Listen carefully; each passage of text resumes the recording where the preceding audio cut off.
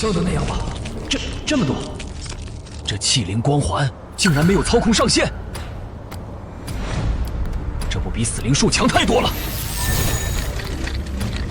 看来是在重生的时候，神器的力量和我融合，甚至得到了强化。既然我已经领先，就没必要把任何东西留给那些会叛变的玩家。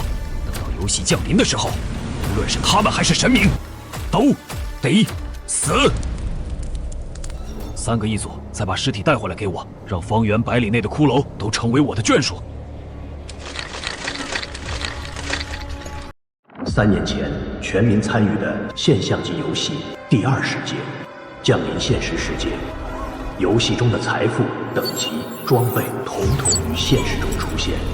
人类本以为是新纪元的开始，但没想到，怪物和神明也一同入侵现实。杀！诸神以吞噬、虐杀人类为荣。整个地球变成了炼狱，大部分高阶玩家深知神明的恐怖，选择向神明臣服，一起屠杀人类，以求苟活。但也有玩家不愿意向诸神臣服，那就是我，全服第一玩家秦牧。这家伙真能坚持啊！哼，坚持有什么用？他已经死到临头了。秦牧，放弃吧！已经有70%的顶级玩家加入了我们，你凭什么觉得你还能对抗神明？70%？你怎么不算我杀了多少？哼！装模作样！你的斗气和血量都已经耗尽了，我看你还能撑多久？你以为这10天里我在做什么？我夺来这件神器，就是为了今日。那是。终于等到了这一刻，来吧！死者的呼唤神器，效果1，让持有者拥有第2职业亡灵法师；效果2，主动技能，可以复活持有者13日内击杀的所有的单位。这真是，老子杀多少人就控制多少人。既然你们不愿意反抗，那我就帮你们反抗。什么狗屁神明！不过一群祸害人间的怪物，今天就把你们赶尽杀绝！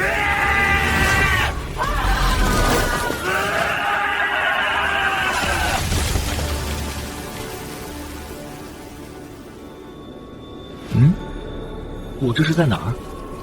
战斗结束了？这怎么看着像是游戏世界？难道我最终没干过那个狗屁女神？或者是和他们同归于尽了？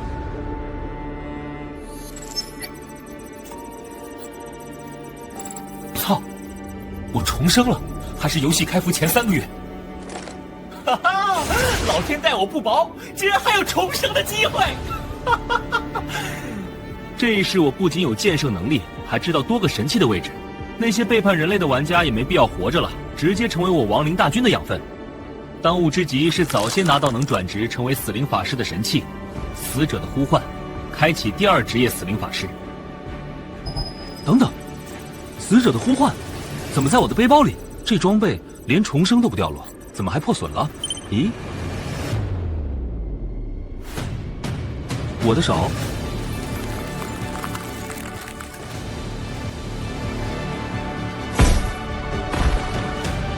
我他妈怎么自己变成骷髅了？我叫秦牧，曾经这个游戏的第1玩家，3分钟前重生到了游戏开服前3个月，而且还变成了一个游戏世界中的骷髅兵野怪。这游戏距离开服还有3个月，到时候几亿玩家便会登录。玩家登录后的1年后，游戏便会降临现实。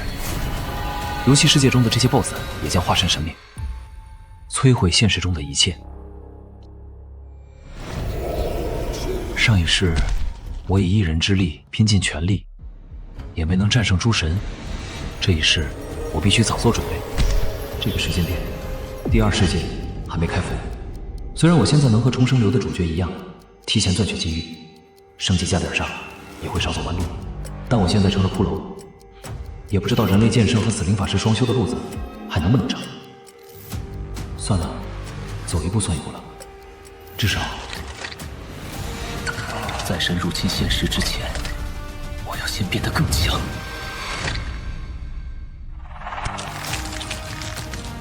我就知道亡灵没这么好杀，正好死了一回还挺憋屈的，让我好好出口气吧。是因为埋骨之地阴气重吗？这骷髅怎么那么难打？这他妈别说变强复仇了，在埋骨地活下去都不容易吧？天赋侵蚀，可发动，是否发动？侵蚀？我以前没有这个技能啊！发动！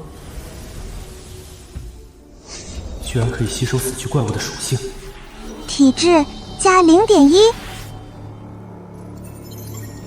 这下，就算不依靠双职业，恐怕我也能超过前世的自己。那就让这些骷髅化作我的属性吧。天元斩，雷点血，剑刃风暴。提升显著，普通玩家如果没有职业模板，魔力根本无法提升，而我的魔力已经超过2.0了。这是什么？侵蚀解锁了新的能力，气灵光环。不会是我想象的那样吧？发动！站起来！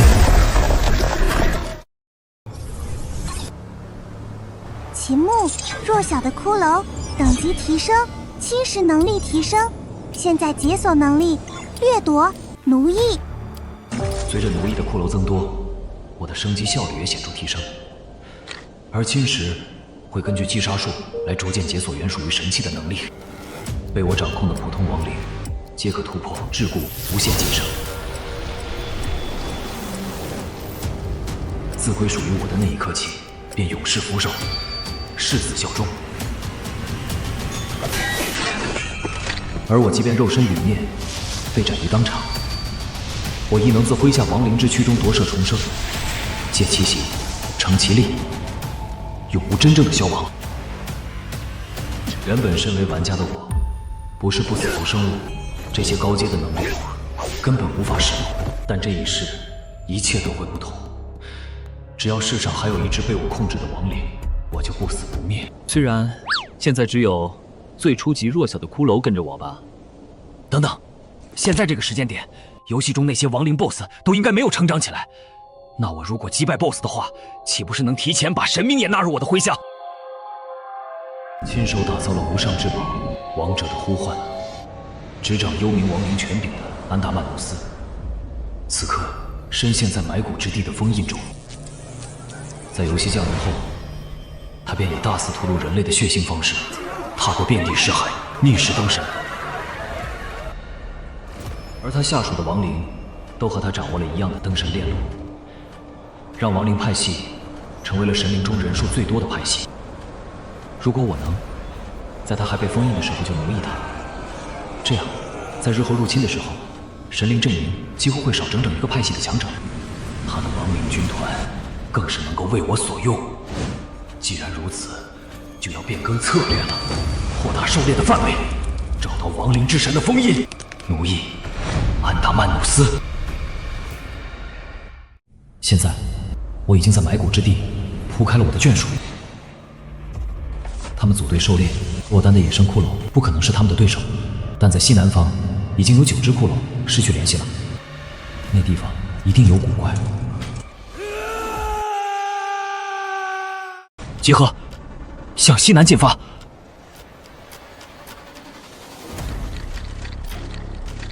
翻过这座山，这就是我的骷髅失联的地方，居然有野生骷髅开战了。让我看看他们的属性。以统帅和力量为常的精英级骷髅统领，由骷髅剑士进阶上去的精英骷髅剑士。虽然不知道他们为什么打架，但精英骷髅剑士刚好可以给我提供剑士的职业模板。哦，剑术不错嘛。虽然我击杀怪物就可以获得经验提升等级，但如果能获得职业模板，除了能解锁职业技能之外，更重要的是开启晋升的道路。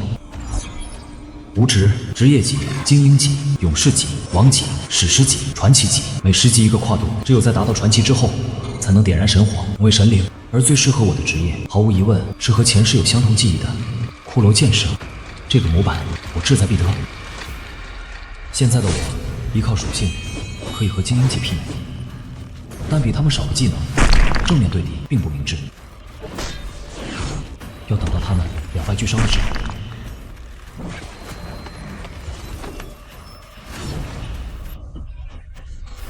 看到这十字斩，真怀念啊，就好像回到自己还是新手的时候，也是快没血了，才舍得用技能。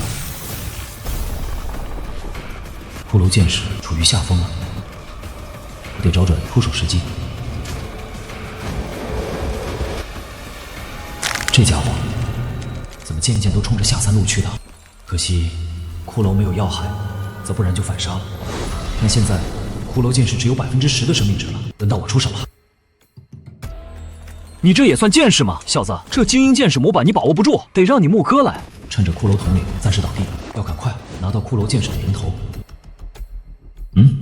这家伙恢复了。人头是我的了。这是灵魂重压，他想要连着我和剑士一起砸死，只能硬挡了。妈的，真是左锤伤害高，右锤高伤害，数值怪职业。但剑士职业模板还是被我拿到了。开始剑士转职。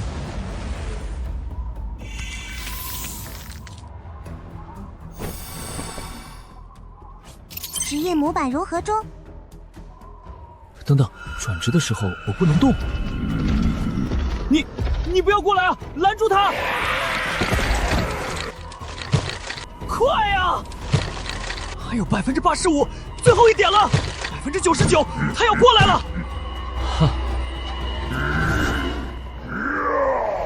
真是被惯性思维害惨了。没想到怪物转职期间无法控制身体，不过现在转职完成，该轮到我动手了。十字斩！精英级模板加成的属性，再加上侵蚀获得的属性值，拼力量，你也不是我的对手。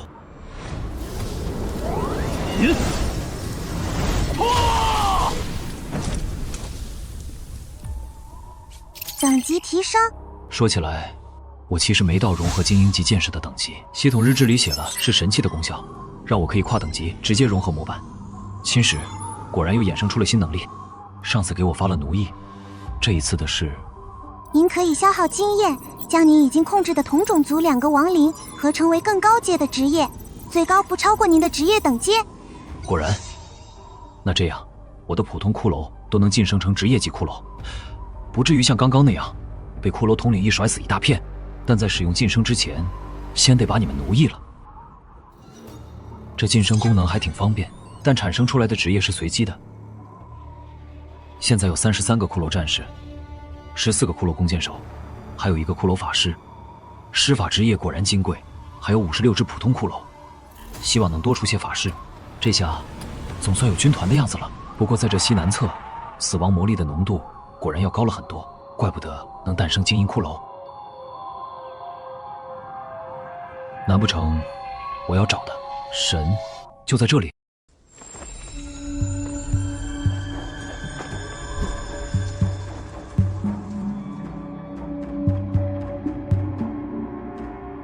以我现在的实力，探索一番，应该不会有太大的危险。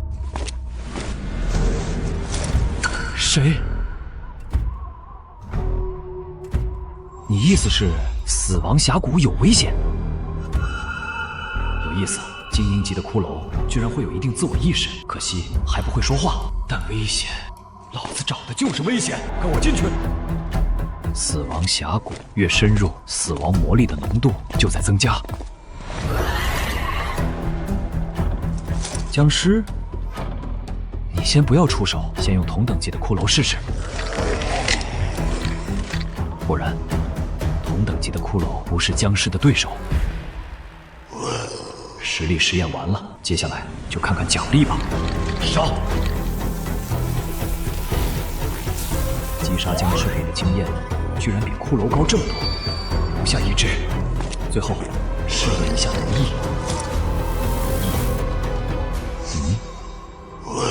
居然失败了。这系统不能把失败原因说明白吗？难道这些僵尸是安达曼努斯召唤的？算了，正好用这些僵尸的经验，把我的骷髅晋升成职业级，舒服。蝼蚁，这里不是你残杀同类的地方。这生命难道是？滚！这副外强中干的样子，果然是他。有能耐就把我弄成你的仆从，做不到就闭嘴看我杀你的人。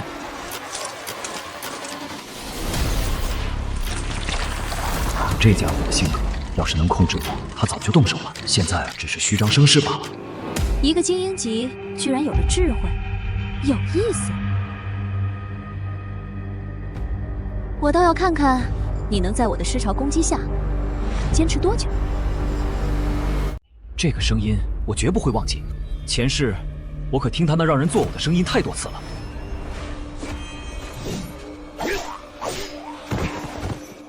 亡灵之神安达曼努斯，既然被他发现了，还被我一顿臭骂，这个小肚鸡肠的神肯定会派他的下属来杀我。但这个时候，他只是个苦于无法晋升的王级死灵法师而已，他的下属更是最多只有勇士级。这一仗优势在我，升级了。10分钟过去了，也就僵尸的密度提升了些。这蠢女人果然还是和前世一样，只会用人海战术，不像我这种微操大师。听我指挥，骷髅统领左移5厘米。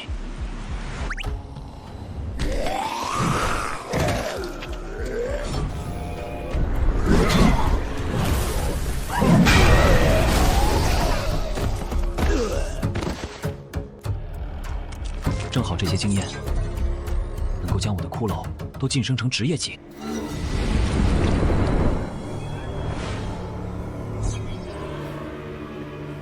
哼，不过是个有些智慧的骷髅，没什么特别的。本座随手就能碾死。等等，这是什么手段？死灵术里不是这样的。他只是个精英剑士，有智慧就算了，为什么还能统领骷髅？手下的骷髅还能快速晋升？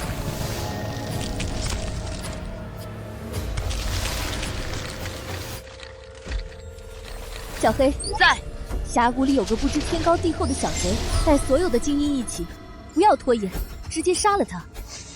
是。这样下去，勇士级的小黑可能打不过他，我得做个问拳的打算。呵呵，再升级一批，很好，新增加了20个骷髅战士，7个骷髅弓箭手，还有1个骷髅法师。这下我就有足足76只职业骷髅了。安达曼努斯的下属呢？我都快等不及了。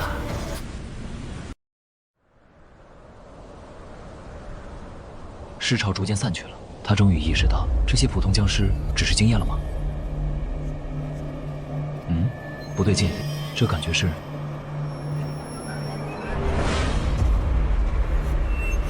入侵者。这是勇士级的僵尸骑士。死！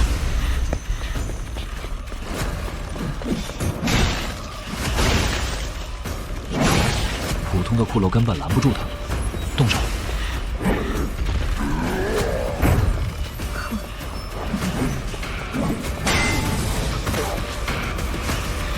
这家伙好强的力量！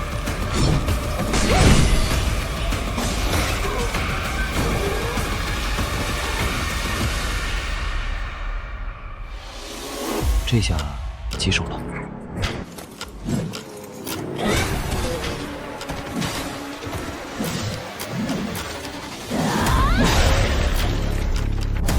远程掩护，不要靠近他。不能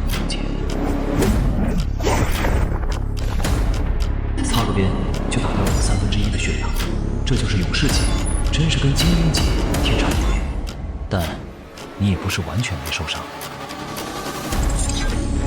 就这水平，我们磨都磨死你。十字斩，速来柱。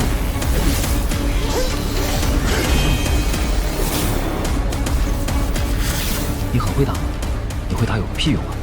出来混要有势力，要有背景。免费给你上一课，学费就不收了。保持阵型，放箭。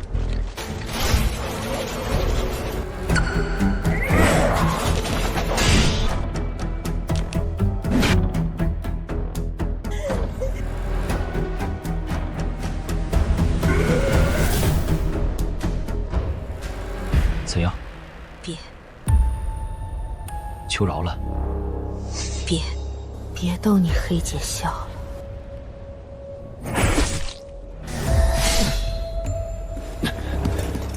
好险，勇士级的僵尸骑士居然这么强，刚才有点拖大了。看来是那个窝囊神又觉得他行了。什么？还没死吗？他在复活？居然还会复活？如何？区区杂兵骷髅，理解自己和伟大的亡灵法师间的差距了吗？小黑可是我特意改造过的僵尸，他的复活不光能够完全恢复血量，全属性也会在短时间内翻倍。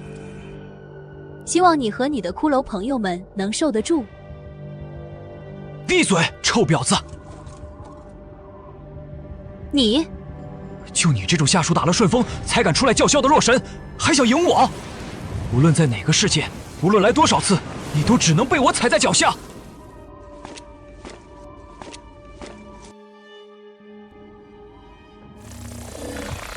侵蚀，发动！就算3秒后他就会复活，但现在他也只是一具尸体。侵蚀对象实力强大，建议使用奴役，是否执行？有主人的亡灵不是不能奴役吗？不管了，立刻执行。当亡灵的主人和您足够近时，就能够捕捉到他的契约魔力，从而争夺控制权。你说什么？不对，你在做什么？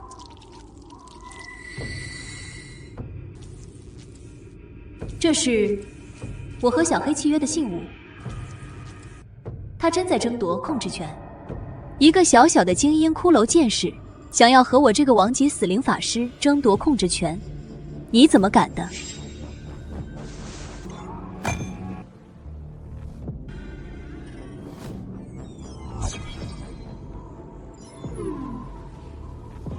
这就是你自不量力的代价。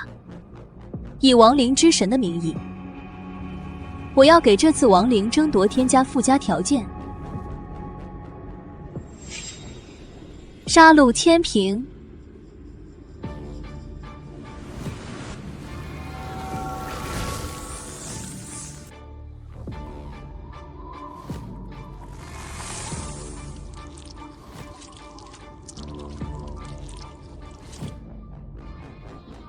将根据双方灵魂过往的杀戮智慧生物的质量评判是否争夺胜利。败方除了失去小黑的所有权以外，连本人都会成为对方的奴仆。杀戮质量根据灵魂。看来你已经知道规则了，这就是你挑衅亡灵之神的下场。现在求饶也没用了，我会拿你的腿骨去喂我的3头犬，用你的肋骨做成风琴。鲜血天平，起，请父神谋杀之神巴尔见证，我将献上我的罪孽，我的荣耀。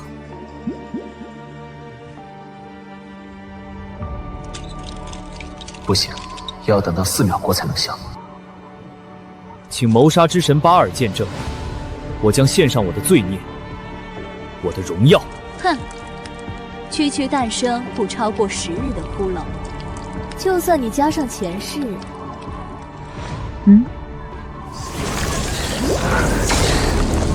这怎么可能？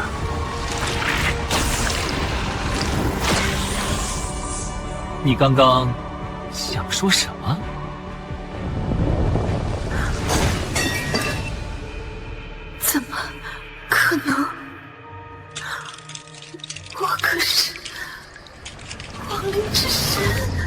亡灵之神，小安，你不会知道我杀了多少神的。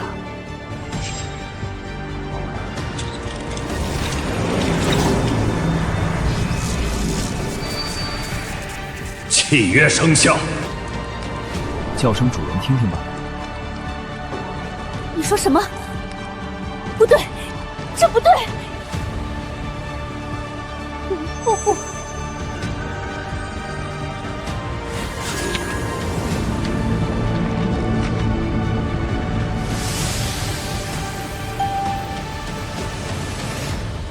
您的特殊契约对象受到神器亡灵法典保护，请在13小时内分离契约对象与亡灵法典，否则契约失效。亡灵法典吗？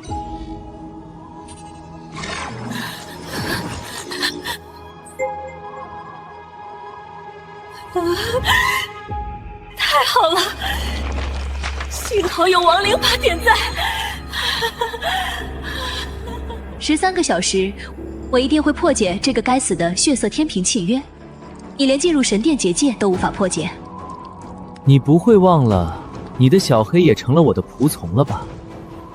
我不知道，他可知道啊。必须得用这个了。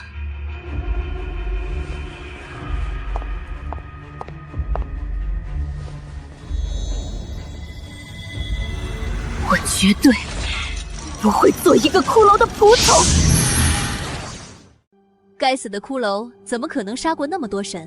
老年痴呆的巴尔满脑子都是杀，到现在都没苏醒。他的天平出问题了，都修不了。冷静，就算刚刚苏醒，力量实不存一，你也是安达曼努斯，跨过了无数亡灵尸骸，成为了神的法师。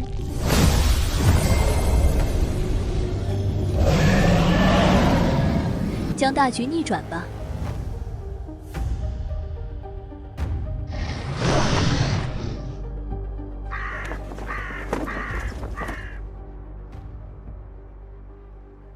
奴役了勇士级的小黑，居然解锁了新的能力，是只要召唤物达到勇士级就能解锁，还是什么别的原因？这个技能可以让我操作召唤物的灵魂，也就是说，赛伦是他的真名吗？赛伦。您的召唤物，小黑记忆解锁中，进度10%。生前记忆重生在开服之前，虽然意味着我有先发优势，但作为玩家，我仅知道游戏发行之后的内容。但现在有了本地人的记忆，我就能更了解这个世界，找到更多生命，了解他们为什么要侵略蓝星，从内部分化他们，阻止入侵的发生。哪怕蓝星上有无数蠢货和叛徒，我也不希望任何一个无辜之人枉死在这场战争中。主人，是你唤起了我作为人类时期的记忆吗？为了让你能更好的效力而已。现在，告诉我该怎么突破安达曼努斯。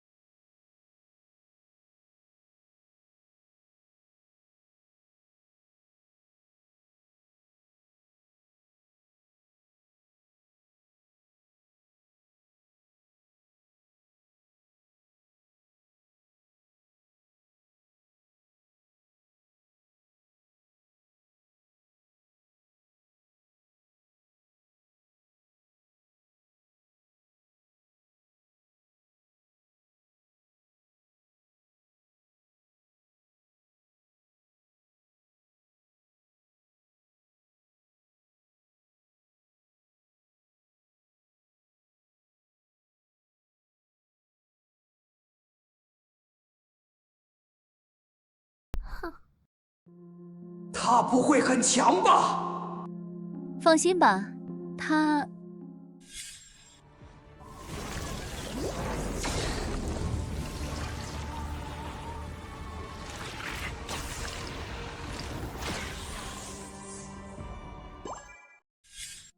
只是个普通的精英骷髅而已。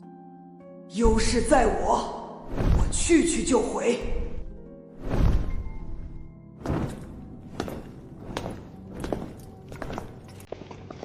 没想到这么顺利，这一路上也没有遇到任何敌人，进入神殿内部了。下一步就是夺取亡灵法典，有赛伦在，胜算能更大一些。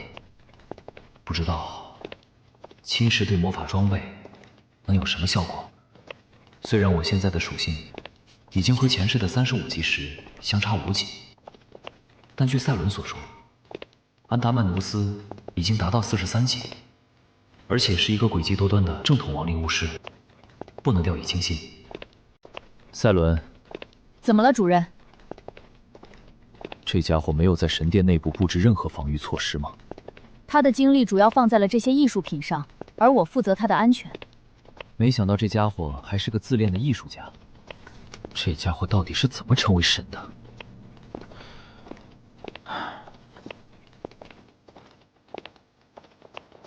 等等，主人，有声音。嗯？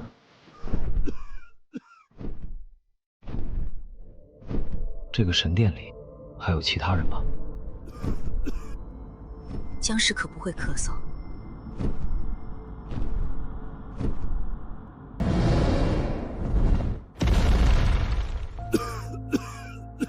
小安，你真该好好打扫你这破神殿的卫生了！怎么这么大的灰啊？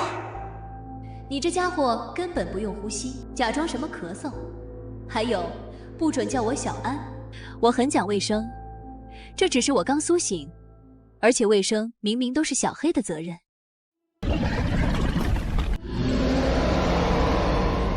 我只是负责安全。不对，你每次都和我申请2笔魔力水晶，看脸红了。你这贪墨公款还1秒便捷的骑士之耻。没关系的，赛伦，就是你以后要是用什么也和我说一声就行。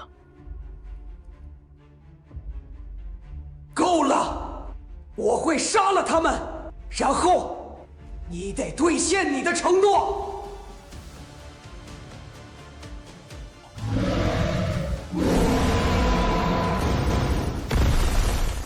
够了！我会杀了他们，然后你得兑现你的承诺。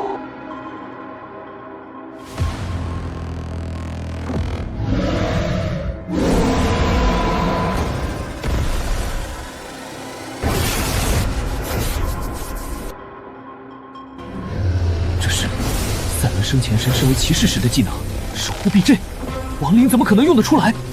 对抗龙息还是太勉强了。干得好，艾尔丽丝。赛伦，赛伦，不要，我很气火。把剑给我。苦情小说看多了，你是僵尸，你会复活。哼。真是无情的主人啊！好了，站起来，轮到我们了。哈哈，我造出来的亡灵可没那么脆弱。你是哪边的？不自量力！冰龙，艾尔丽丝。前世斩杀安达曼尼斯的时候，他也会被召唤出来，只不过那时的等级是90级，而现在只有48级。面对双 BOSS， 攻略组给出的方式是选择一个敏捷型玩家，拖住冰龙艾尔丽丝。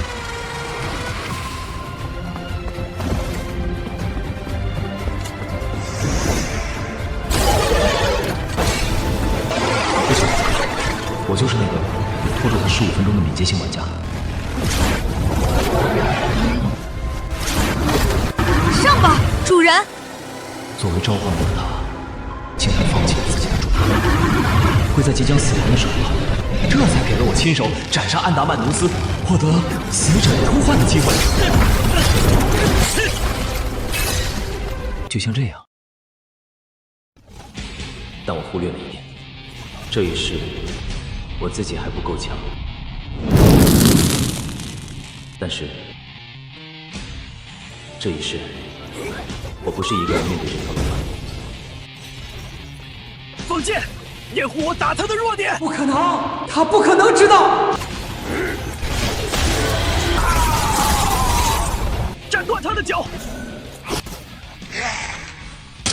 要将你们这些小虫子全碾死！不，你没机会了。对，滚开！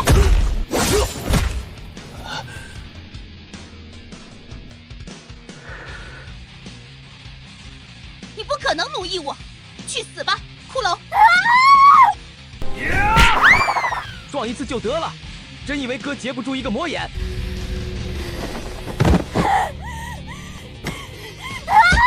这是你说的普通骷髅？安达曼努斯，你真没用！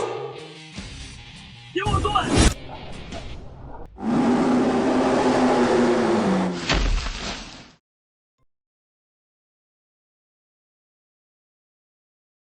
我们成！混蛋！混蛋！混蛋！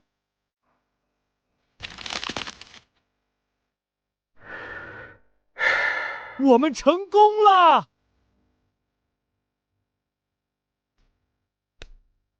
干得漂亮，主人。迟早要给你们都来一遍灵魂存取，开开灵智。算了，我可是要拯救世界的，和你们这群人机没话说。你刚刚好像说安达曼努斯需要向你兑现什么承诺，对吧？你还想拿到你应得的东西吗？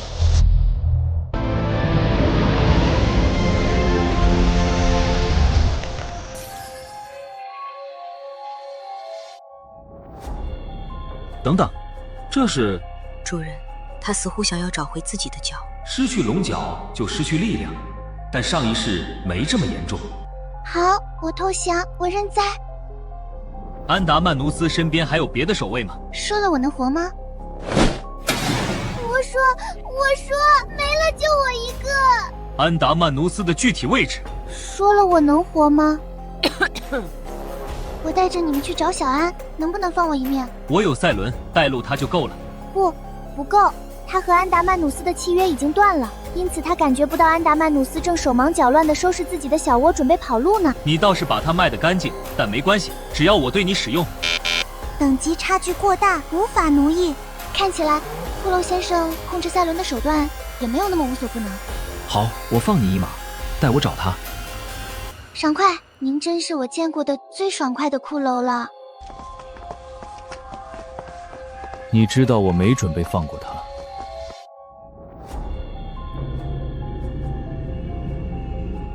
打开百界门，最多只能带体重1半的东西，但全丢了也比变成别人的奴隶好。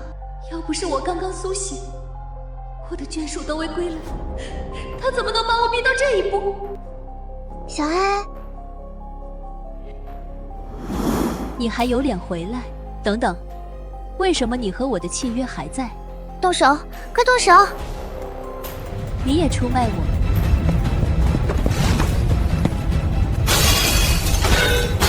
都给我等着吧！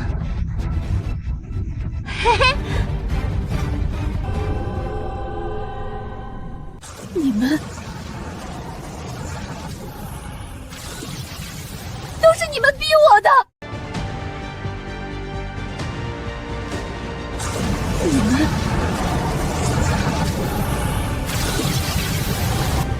都是你们逼我的！嘀嘀咕咕的说什么呢？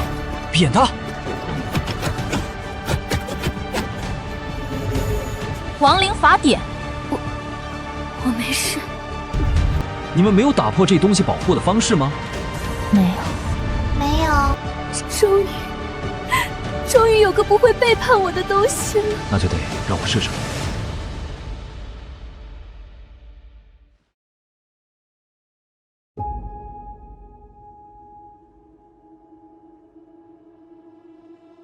你想都别想！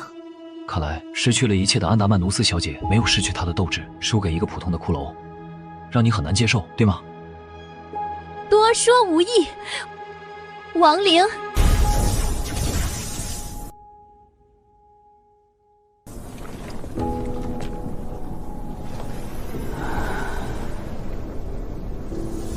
多说无益，人类。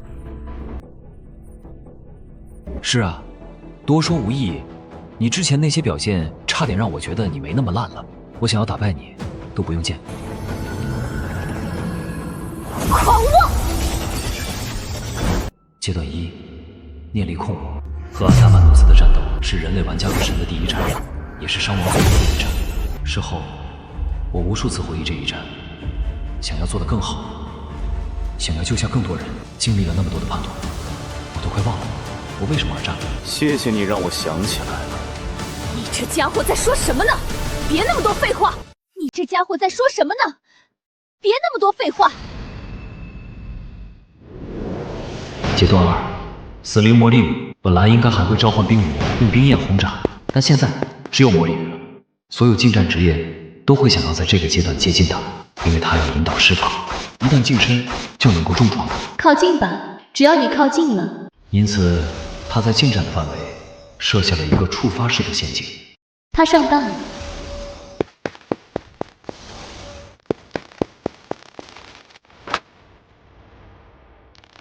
你竟然……该你的第3招了，不是吗？只可惜对亡灵而言，瘟疫无用，否则你就会把自己冰封起来，等待着瘟疫收割敌人的性命。你怎么知道？哇，虽然这应该是咱们的小安为数不多离开法师塔的实战，可他的战术没那么容易被看破吧？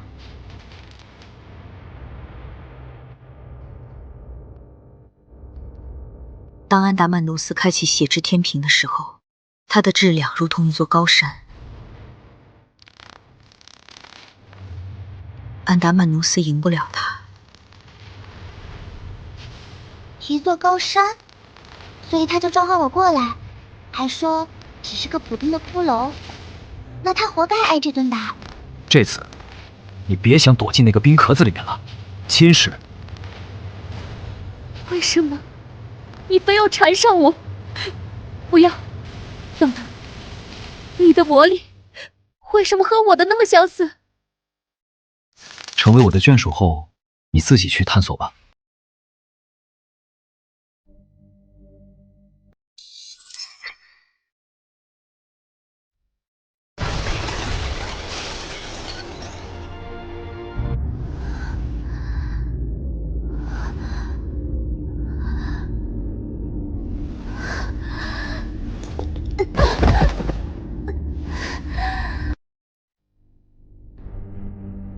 终于，你落在我手上了。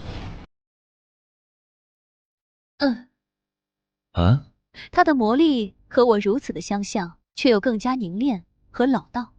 他一定花了很长时间才锻炼到这一步，但为什么要和我一样呢？他该不会是我的信徒吧？赛伦，你觉得小安在想啥呢？怎么这副表情？他每次犯蠢的时候都这个表情。能听见我说话吗，安达曼努斯？吓傻了？不，这表情明显看上去就不像吓傻了，但是很让人不爽。虽然我深居简出，从来不展现神力，但一定是某次外出实验的时候让他看到，然后他就无数次尝试重复，甚至超过了现在我。而后他就一直等待，直到我复苏。这是唯一的解释，他为什么这么执着于我，而且在我刚刚复苏就能找到我。我知道你具有神格，我需要你。能够察觉到这一点值得夸奖，你很有眼光嘛。只是你的方式有些极端了，如此对待一个神可不是。哦，听我说话，不要胡思乱想。好，这坏家伙根本不是我的信徒。我要你做的第一件事就是帮我把他控制了。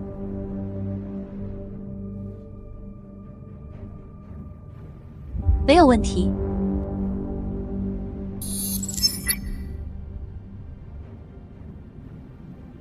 如果你想要契约他，就趁现在。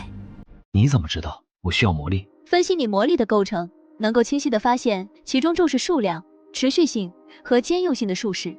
这种设计为了平衡对使用者魔力的消耗，往往会增加和魔力消耗等级相关的限制。你想要突破这种限制，就需要证明自己有足够的魔力。但相信我，有了我之后，你绝对不会再缺乏魔力了。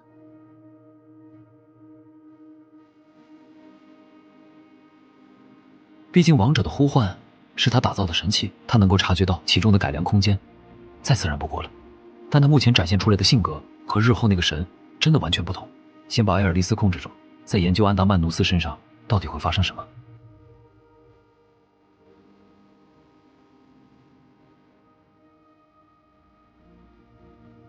这家伙到现在都没有告诉我他的名字呢。干嘛？不对，这和你说的不一样。你又没有能力控制我，留我下来干什么？谁说他没有能力了？小安，某条便捷的龙连1秒都没有就把我卖了，我只是还击而已。不，我还要继续努力神，但现在我需要一个目标。说，小安，你为什么跟神过不去呢？现在是我在问。埋骨之地在最北方，然后往南是极寒冻土，然后是人类诸国。极寒冻土历来是人类抗击亡灵的防线。卡利俄斯每次沉睡都最早苏醒，他是寒冷、命运与冬日之神，现在应该已经恢复到50级以上的实力。50，是10级的对手吗？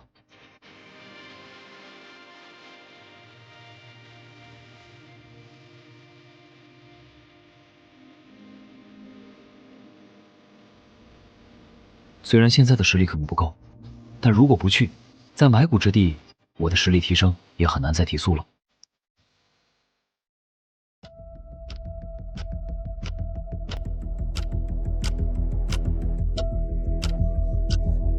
来了，他还是来了，不可逆转的循环又开始了。现在是问题时间了吗？你的魔力为什么和我那么相似？你怎么知道我刚刚苏醒？你为什么要控制神？好，我的下一个问题是，喂，我说是问题时间，没说是回答时间。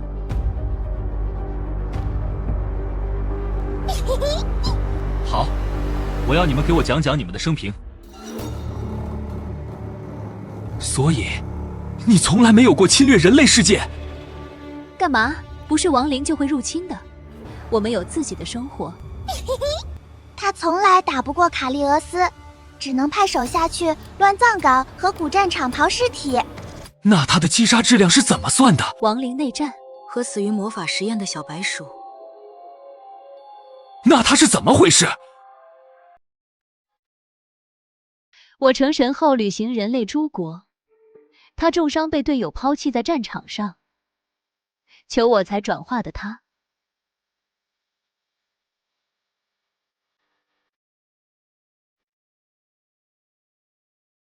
你以为随便一个僵尸就会有复活这种技能吗？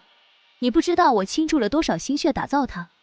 我别的眷属都是出生亡灵，就他一个转化的。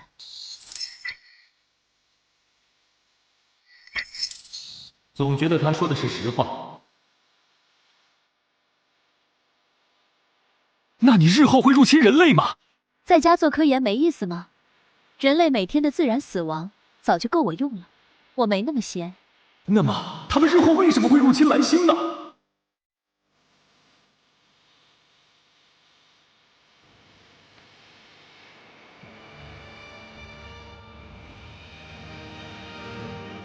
一定有什么我尚不知道的事情。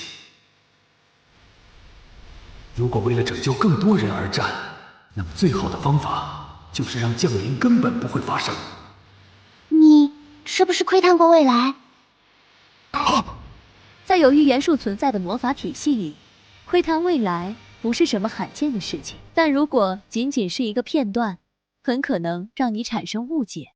如果你想要知道更多有关预言的事情，那么最好去找冬日与命运之神卡利俄斯，对吧？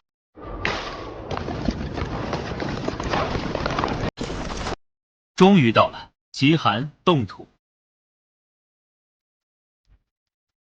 极寒冻土是人类警惕亡灵的第一道防线，因此边境线上都是卡利俄斯布置的寒神傀儡。寒神傀儡，只要我们踏过界碑，那些没有灵魂的机械罐头就会如潮水一般扑过我。他们为什么需要这么戒备？你不是说你从来没有入侵过人类吗？神的天职如此。天职，看来在神之上，这个世界还有更高的主宰，否则谁能够给神赋予天职呢？说不定入侵蓝星的幕后黑手也就是他们。现在的实力还不够，尤其是我为了提升骷髅军团的等级，消耗了太多精力。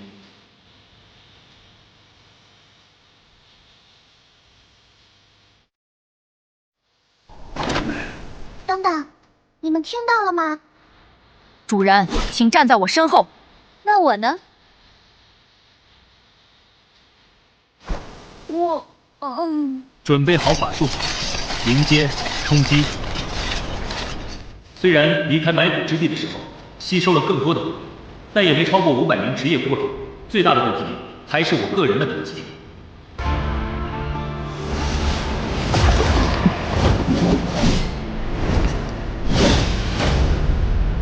要尽量减少部队的损伤。啊！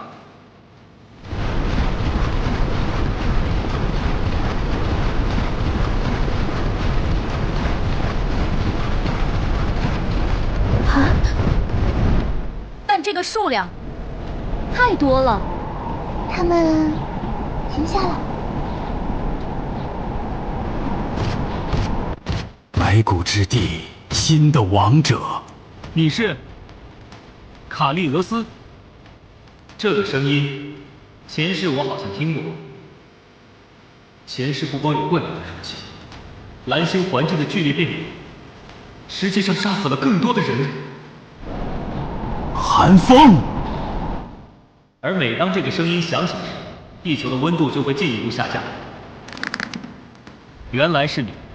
离开，否则你和你的骷髅只会被我的风雪吞没。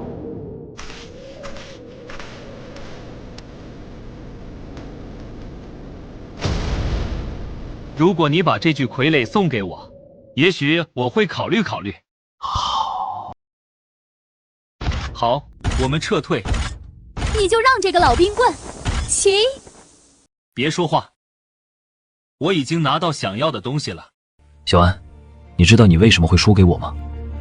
因为你生前是个变态杀人魔。不知道？不知道还笑得出来。因为知己知彼，百战百胜。我们首先得研究这傀儡到底算什么才能制定对策。可是，第二件事，在外面别叫我真名，叫牧歌。他为什么不想暴露真名？难道他是什么东方来的恶魔？执行，不问原因。跟着你牧歌没坏处。你不是好奇我的魔力为何和你同源吗？控制住卡利俄斯，我就告诉你。是。他怎么知道我在想什么？不对，你管他想什么？反抗啊，安达！你是亡灵之神，不是他的仆从。这俩人是在玩什么？很新的东西吗？我在小说里看到过。如果不搞清楚对方是什么性质，就莽撞开战，我们只会失败，就像你之前一样。很好，看上去你有起码的尊严，承认你自己失败了。这丢人的神没救了。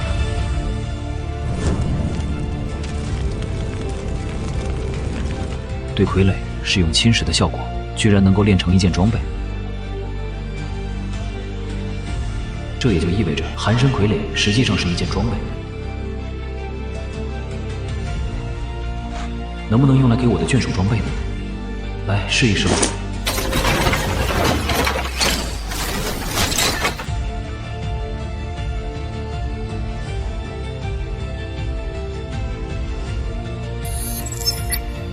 竟然提升了5级左右的属性，而且给骷髅添加了打击抗性，可以说将骷髅最大的防御弱点补足了。打击抗性，过来。你去抗他一锤，让我来看看这盔甲到底有多大的提升。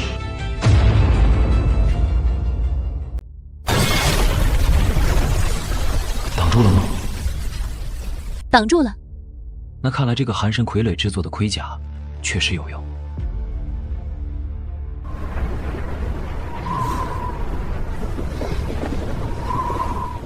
而且数量绝对够用。但他们的数量太多了，而且一旦跨过界碑，就会成群结队的过来。如果有办法跨过界碑不被发现，或者阻断卡利俄斯对傀儡的指挥。小菜一碟。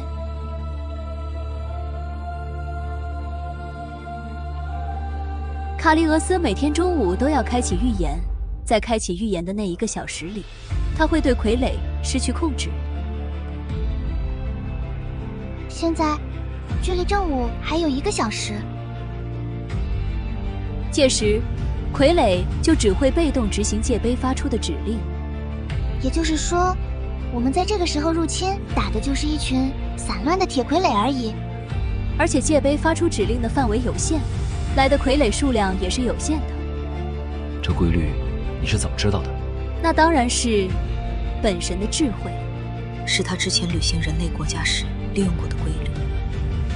呵呵，这下明白一个知识渊博的神陪着你的好处了吧？就算是知道，他们可能和前世的入侵没那么大的关联。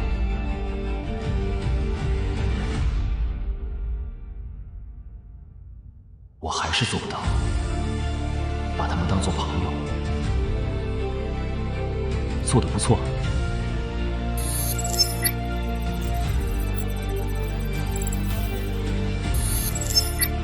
那就这么办吧。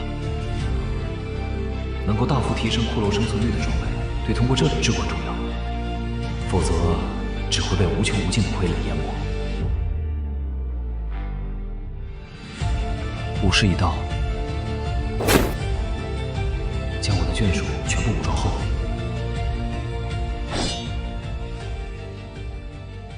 才能深入极寒冻土。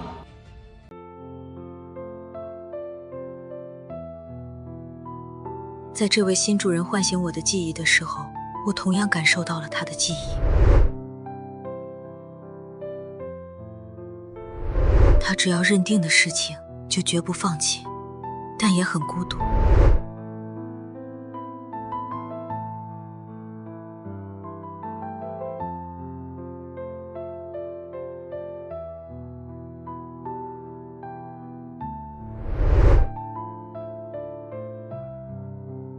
在我看来，他其实和你很像，但有什么东西一直阻拦着他和我们敞开心扉。他肯定是看到过我们不知道的未来画面，才这么紧绷着自己。帮帮他，也是帮我们自己。解开他的心结，也能让咱们日后的日子好过些，不是？为什么是我？赛伦，你不是很信任他吗？他的魔力都和你一样，肯定最信任你。快去吧，快去吧，一会儿傀儡来了就来不及了。好，好吧。又坑了小爱一把，这孩子还是太想要别人的认可了。但有一点，我不是为了说服小安才说的，只要是他想守的东西，他就会守到底。那是我想做却做不到的事情，这一点我不会看错。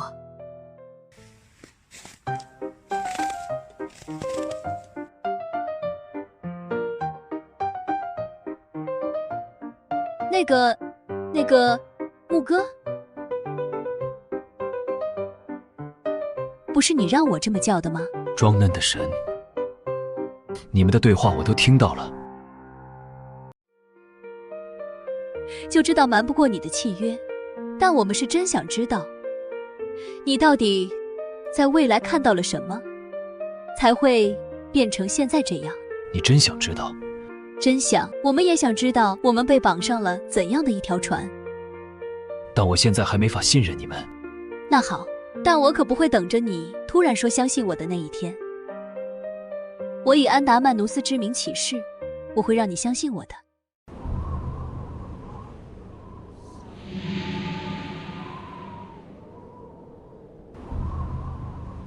你们站这么远干什么？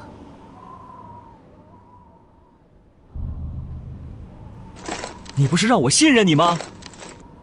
加油！唉，我真是脑子不清醒了，才和那家伙说这些话。他的契约难道会影响我的智力吗？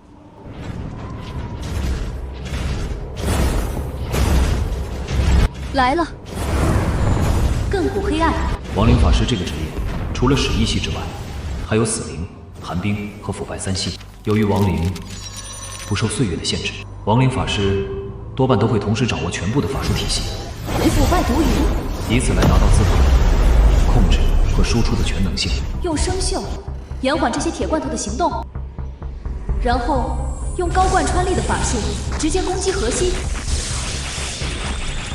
神器的性质允许我兼修亡灵法师职业，而现在面对这种成群结队的对手，剑士的职业性能已经不够了。先从最基本的吞噬生命和酸液剑开始学吧。这样就是最后一句了。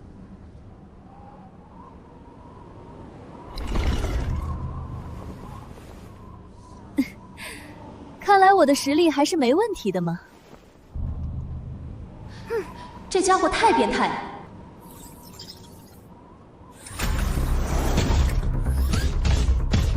还有漏网之鱼。按我们现在的关系，他总不会还对我不闻不问了吧？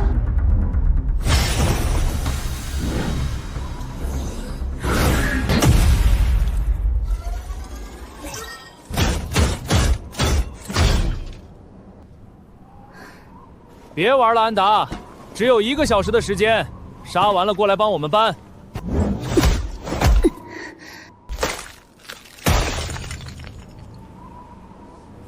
我就不该对这些家伙有一丝期待。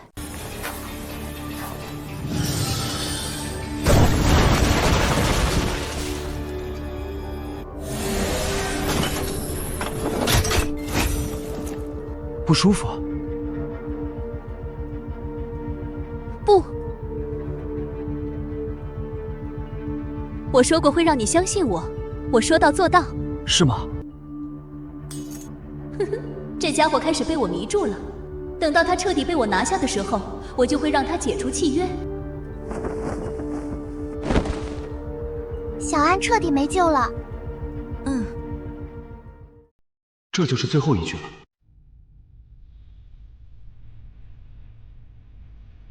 500只野骷髅的部队已经武装了1半左右，只可惜时间已经结束了，现在该启用第2计划了。你想干嘛？话说前面，我可不像安达曼努斯那么好糊弄。把他的脚给我。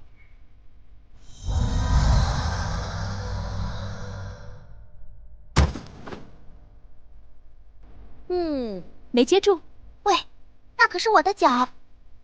如果我没猜错，你得有这根龙角才能变回去，对吧？你是说？我要你带我飞过界碑，但你要怎么用这龙角呢？是啊，不然怎么办？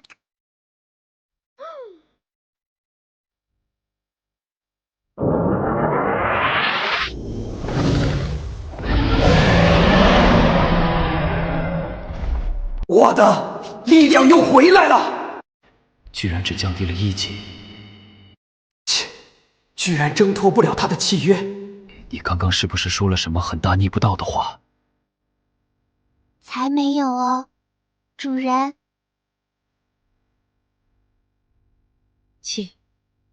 死夹子！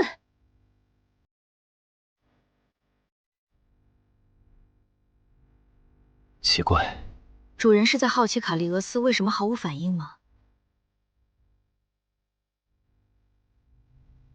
没错，但根据我对卡利俄斯的了解，他的反击说不定已经开始了。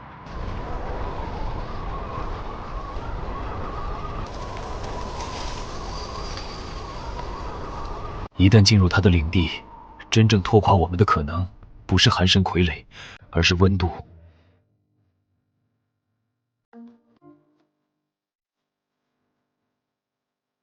小安，你和我一起来。好啊。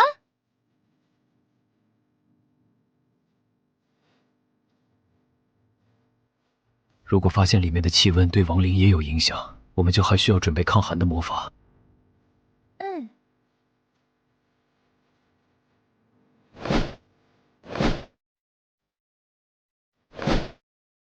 刚刚还说我夹呢，你说什么？没事，没事，您二位坐好了。虽然之前也在游戏中骑过龙，但这样的感觉完全不同。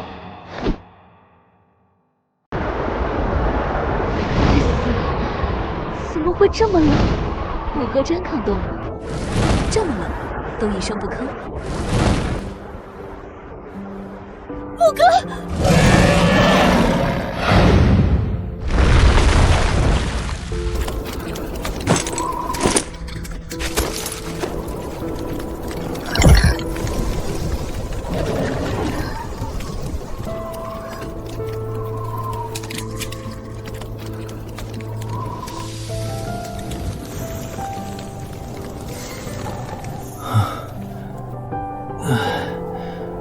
活过来了。这不是办法呀！果然，卡利俄斯已经开始了他的反击。小安，你之前提到会来这里找人类的尸体，这记寒冬土上有居民。没错，在附近的就有深林堡、东城、吉叶城3座城市。那他们是怎么扛住这亡灵都经受不住的寒冷的？你是说？第一，这寒冷只针对亡灵，但这显然不太可能。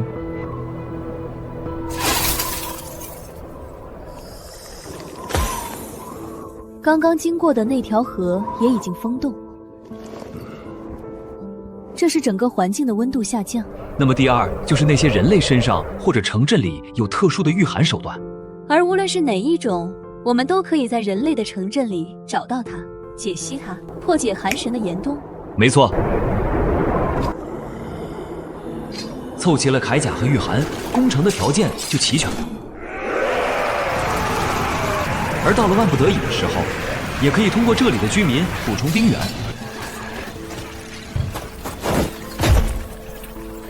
就算这里只是些 NPC， 我也不想走到那一步。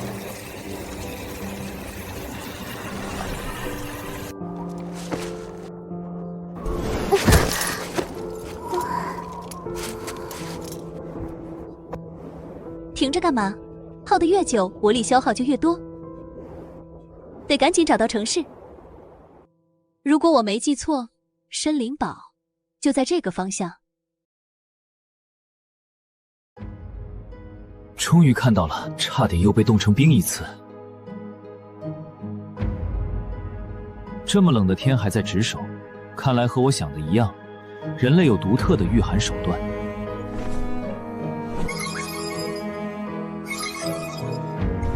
这么大规模的城镇，等级最高的守卫居然只是精英级。艾尔丽丝，下去看看。小安，准备防御法术。这帮居民怎么跟游戏里的 NPC 一样？啊！怪物攻城！怪物攻城！不是，这反应也太人机了吧！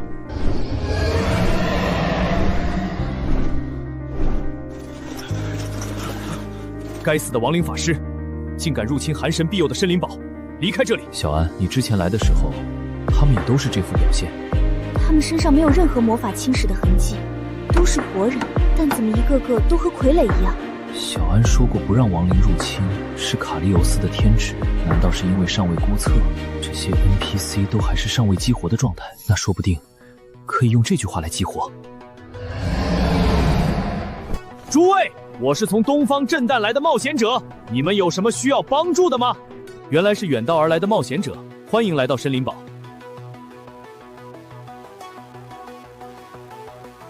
秦牧，你到底知道什么？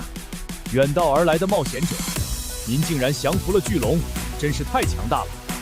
就近观察后 ，NPC 的感觉更重了。现在的行为逻辑，甚至还不如游戏公测后的状态。牧哥，我们快点找到东西就走吧。这些人太奇怪了。他的害怕不像是装的。就算是神，也并不知道这个世界会以游戏的形式降临吗？是他杀鸡的，是他的宠物。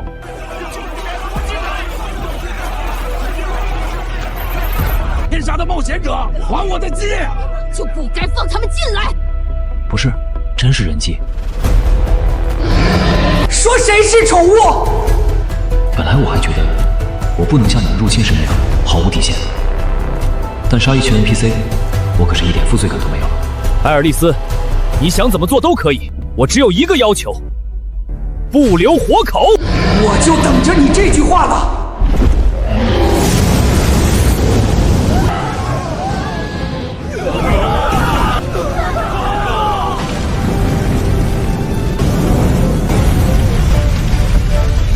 然后让小安收集一下这些人的尸体，研究他们身上到底发生了什么。平常可没有这么多素材，这些人到底为什么变成这样？不用我说，亡灵的道德底线可比我低多了。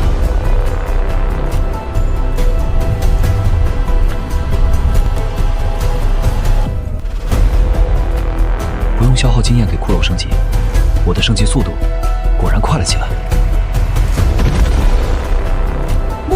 木哥，让你杀起来，你就愿意叫木哥了？下一次是什么时候？去，瞅给你嫂的，检查有没有漏网之鱼去。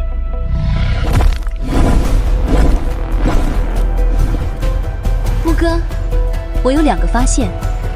这个就是人类保暖用的东西，而且很简单就能构筑，我可以改良，甚至批量制造这种护符。很好。另一个发现是什么？他们如同傀儡一样的原因，我找到了，他们都没有灵魂。灵魂存取。该对象没有灵魂，还真是。但是这不耽误我把他们转化成亡灵。一个城镇的人都失去灵魂，这是禁忌中的禁忌。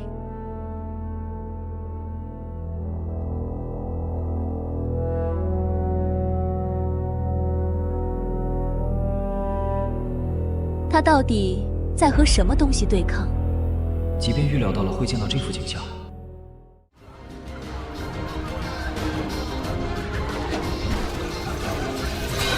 还是让人感觉不适。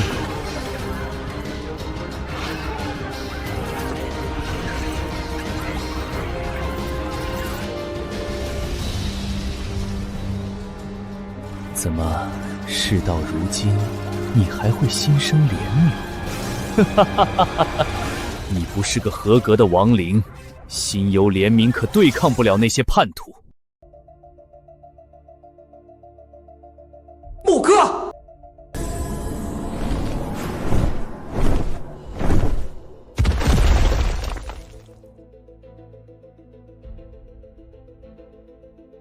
怎么了？安达曼努斯已经准备好阵法了，你踩里面，他开不了魔法。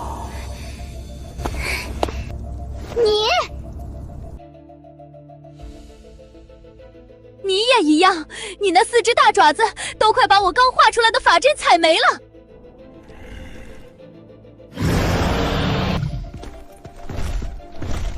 艾尔丽丝，在你们看来，什么样的手段能够造成这些人失去灵魂？亡灵魔法中有一个重要的概念，那就是灵魂守恒。死灵魔法只是强行操控灵魂留在死者体内，若非如此，亡灵族也无法提升等级了。而夺取灵魂的能力，只隐藏在连诸神都无法窥探的深渊中。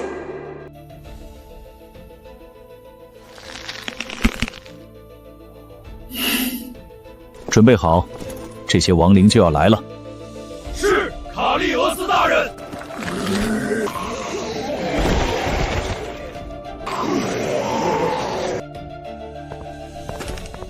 小安，太多了，如果不是解析了你的魔力，恐怕我现在也不能一次性转变这么多亡灵。如果是你面对会让人失去灵魂，变得不再是自己的敌人，你会不会想办法反抗？我一定会反抗到底。那就继续解析我的魔力，说不定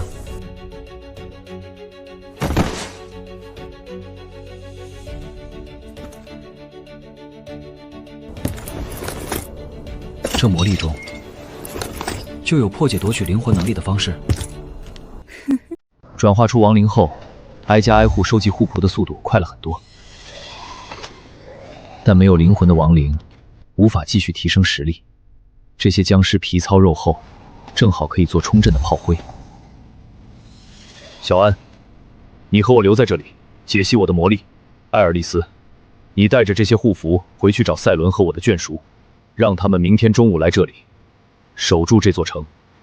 然后我们继续屠戮，直到这个地方只剩下卡利欧斯自己的堡垒为止。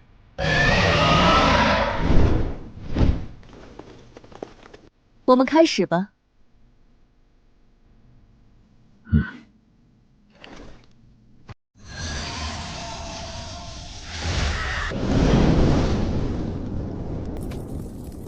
秦牧，你就不怕我解析了你的魔力，解除契约，把你控制了？你不是说让我相信你吗？算你有眼光。不对，我是想问他到底知道什么的呀？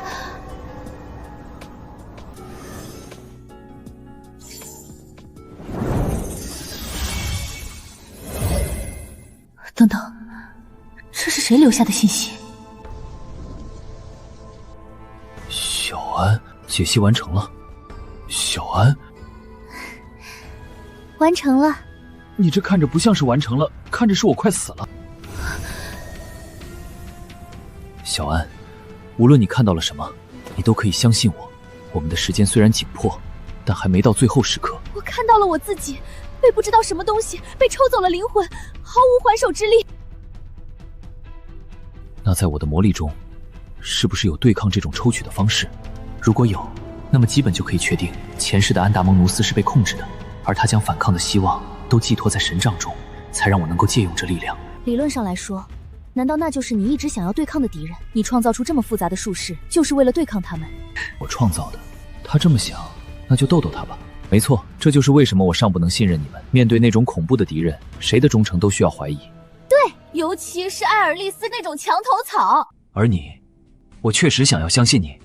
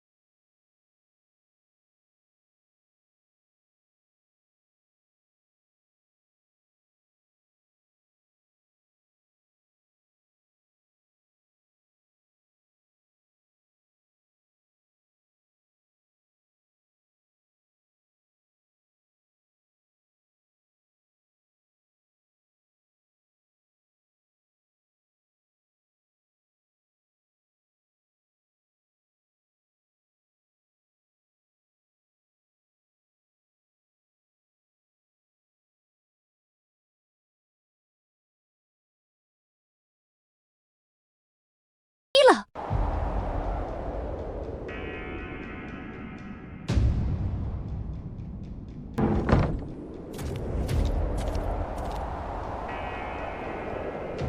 牧哥，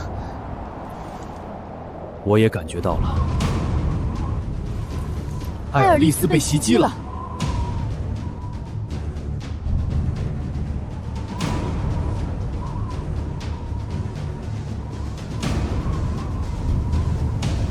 好无聊。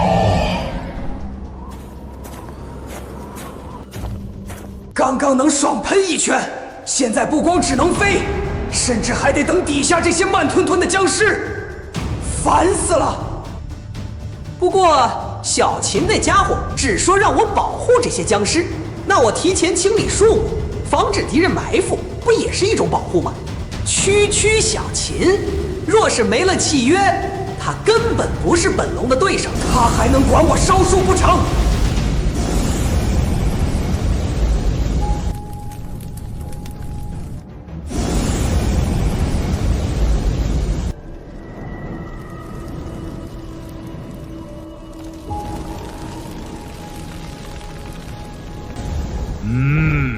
不错。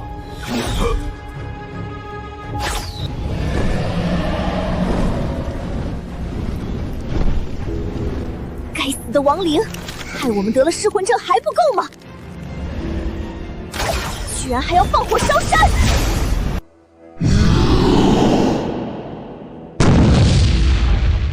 这地方居然还有活人，小秦这下管不到我了。好快！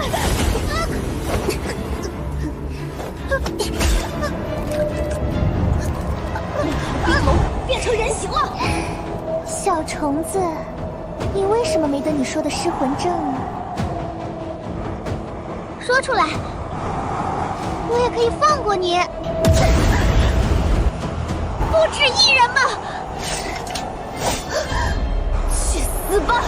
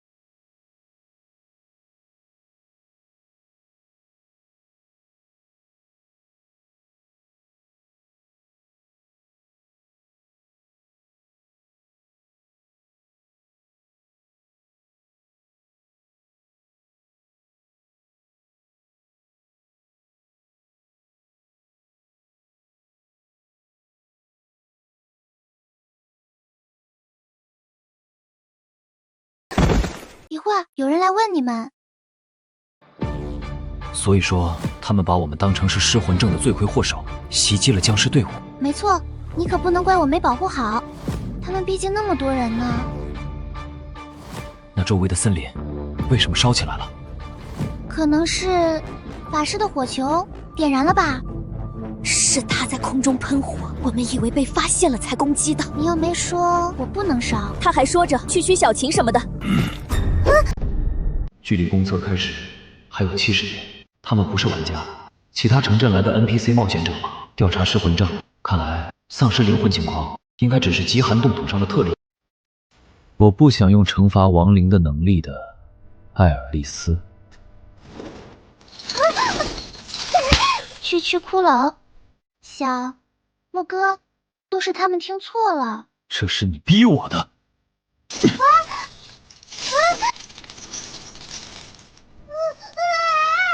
你们到底想做什么？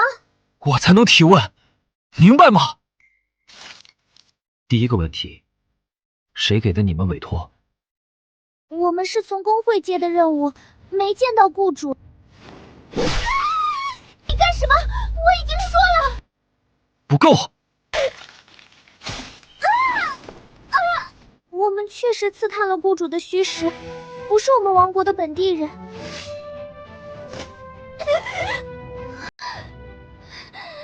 继续。他出手格外阔绰，手上有一个刺青。我们委托了一个侦探跟着他，但是那个侦探没能传回来消息。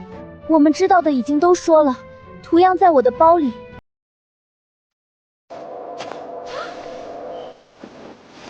这是寒神信徒的标志，没了，没有什么可说的了。这么说来，这俩人没用了。处理过那些 NPC 之后，我的内心看到这样的场面，没有什么波澜了。虽然不想这么做，但我不能在即将对寒神发起进攻时，放走2个不知底细的人。小安，把他们变成亡灵。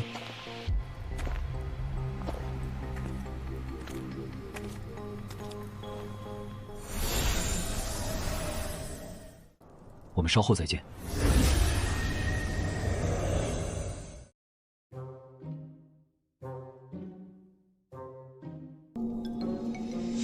什么？我不是死了吗？成为我的眷属吧。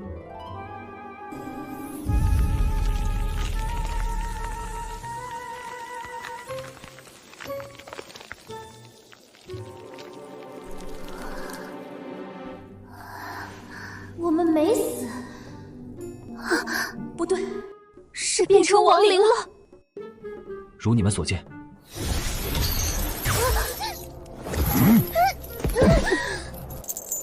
你们已经是我的东西了。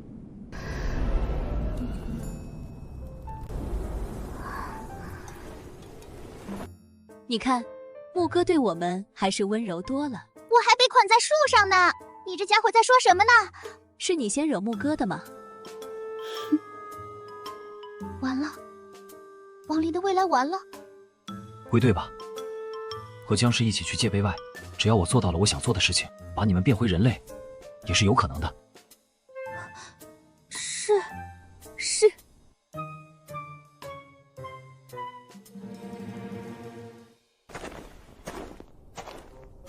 卡利欧斯到现在都没什么动作，我感觉不对。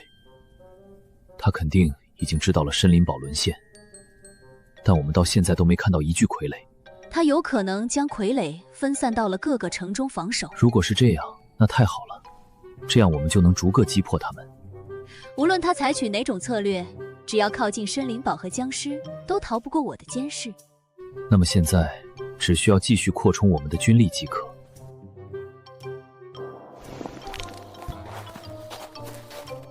喂，我还挂在这呢。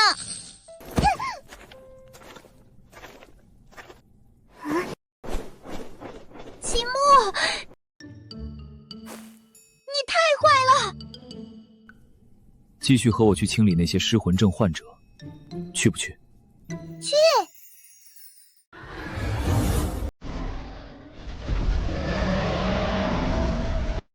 根据安达曼农斯给的地图，这就是第4个大型城镇了。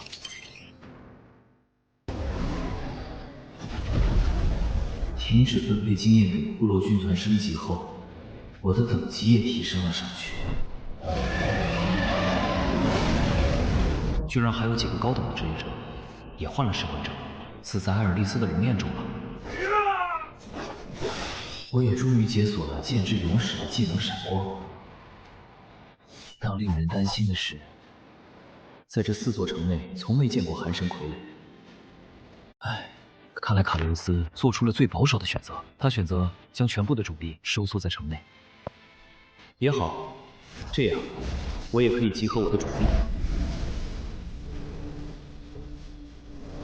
整整4万转化来的失魂症僵尸和500名职业骷髅，都配备了抵抗低温的寒神护符。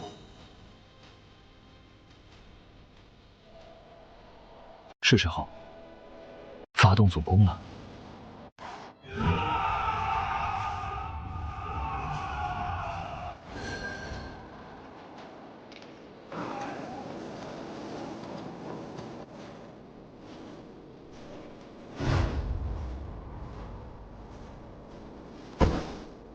这就是号称永不陷落的寒冬堡垒吗？是的，在我还是人类的时候，向往过到这里服役。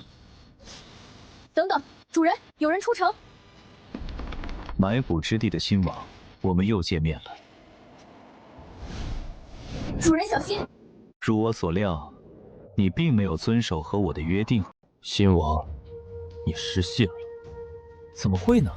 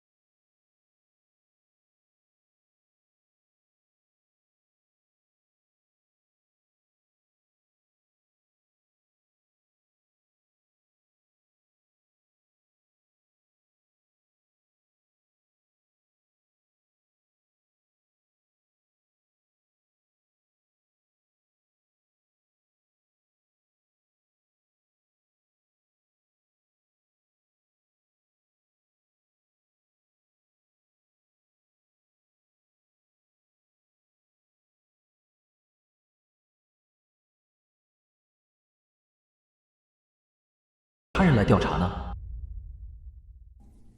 奇怪，但也只能向他本人去求证了。准备，攻城！堡垒的地形看着就易守难攻，但那是对没有龙的军队来说的。埃尔利斯，速战速决！他刚刚将赛伦打入不活，想不到我们直接发起猛攻。只有迅速将战场拖入巷战，才能发挥出亡灵越战越勇的优势，无需顾忌使用什么手段。等我和埃尔利斯升空后，你立刻带着主力骷髅准备配合我攻城。既然你已经说无需顾忌什么手段了，那就让你看看亡灵之神法力全开时的战争潜力吧。祭坛、构筑、器械、搭建。我的力量增强了。死亡祭坛提升战场范围内亡灵的移动速度。黑暗祭坛，战场范围内的低阶亡灵会缓慢复生。复生祭坛会将刚刚死去的尸体转化为亡灵。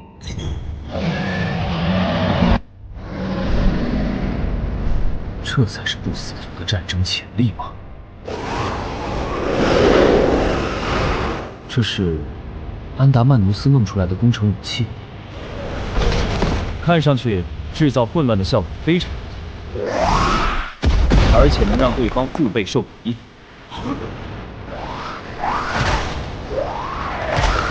地面推进的进度有没有影响？我提升的骷髅实力完全可以无视剑错。尽管城内我捕捉了魔法反击，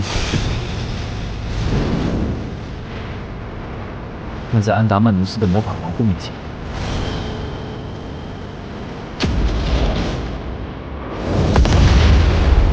毫无作用。而我和埃尔利斯将彻底摧垮他们。埃尔利斯，龙眼拿下了。没想到能够这么顺利。不过这些守卫还是和那些城里的 NPC 一样得了失魂症。虽然一切顺利，但我总有种不安感。作为和亡灵对抗的神，卡利俄斯的手段还没显现出来，而那些消失的寒神傀儡也不知所踪。这两个守军看起来不太一样。守军的等级平均也就15级。这两个人都达到了40级，也就是说，这个男人能给我提供王级的职业模板。他们的配合相当默契，难道并没有感染失魂症？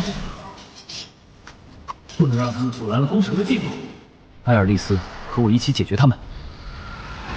来了。冰川，敌人盯上我们了。那就让他们有来无回。他们两个果然没有失魂，会难打很多。无落包来，居然能够有防御住龙炎的技能。他的职业是守护骑士吗？但就算是以防御见长的职业，也有魔力耗尽的时候。挡得好！那条冰龙居然在保护那个只有勇士级的骷髅，虽然不知道为什么，但这应该是个机会。如果没有失魂，那么也就会有人类的弱点。先试试这样吧，酸叶剑，没用的。什么？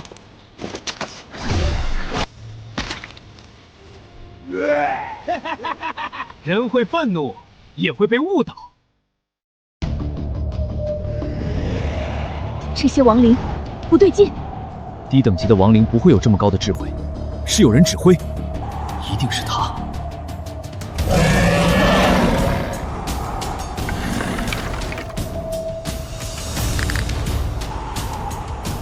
埃尔利斯，那个骑士盯上我了。明白。冰封，掩护我。好。防御技能是盾牌的能力，真实职业是剑士吗？正好我缺一个王级剑士转职。来了，冰剑术。剑士又如何？你拦不住我！混蛋！什么？别想逃！真剑决斗。在真剑决斗期间，被技能指定目标无法使用任何法术，并且会强制解除一切增益效果。控制亡灵的施法之意一旦被真剑决斗命中，就是必死无疑。你的蠢龙反应不过来的，结束了。是啊，结束了。不可能！不可能，他怎么能接下？不好，那条龙要反应过来了！混蛋！就算我是亡灵，被砍掉爪子也很疼的。他什么意思？完全不管我和他的主人决斗吗？别四处乱看了！你到底是什么东西？你不是想和我堂堂正正的决斗吗？给你机会，别不中用。决斗好，既然你要找死，叽里咕噜的说什么呢？吃我一脚！该死，我的二弟！你不是说堂堂正正吗？决斗从剑落下的那一刻就开始了。完了，我已经提醒你了。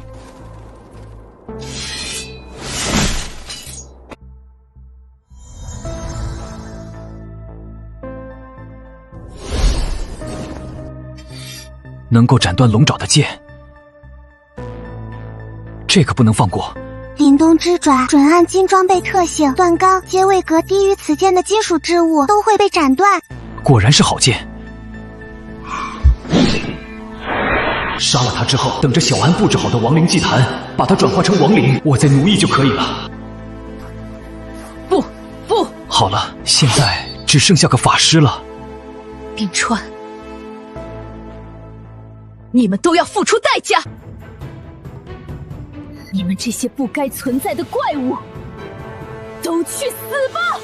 冰风暴！他居然能放出这么大规模的魔法，而且冰冷的环境提升了法术的威力。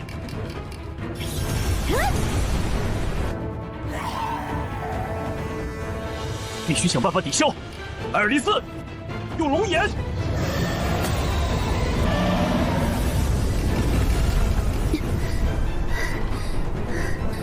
这样，暂时能挡住他们了。我必须撤回城里面。完蛋了！等等，有什么声音？被吸进去了！什么？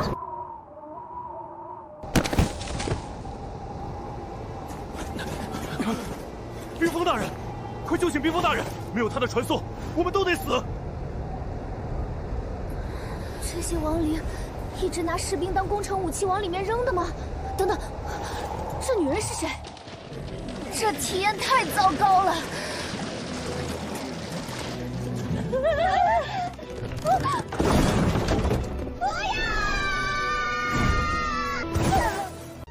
不过，果然是因为变成了亡灵，就算是这样，也没受什么伤呢。西莱斯，去世吧，亡灵！风似乎小了一些。主人，我们的部队已经全部登墙了，我立刻让最后的闹剧结束。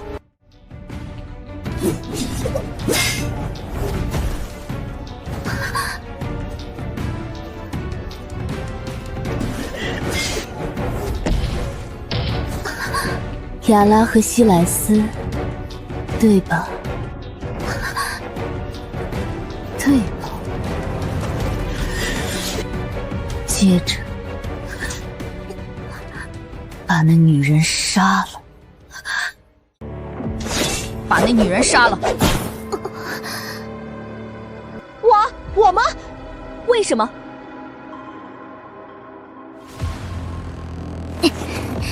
我们过去可是冒险者，杀人的委托也接过。杀个人，我可不会有丝毫的犹豫。那就动手。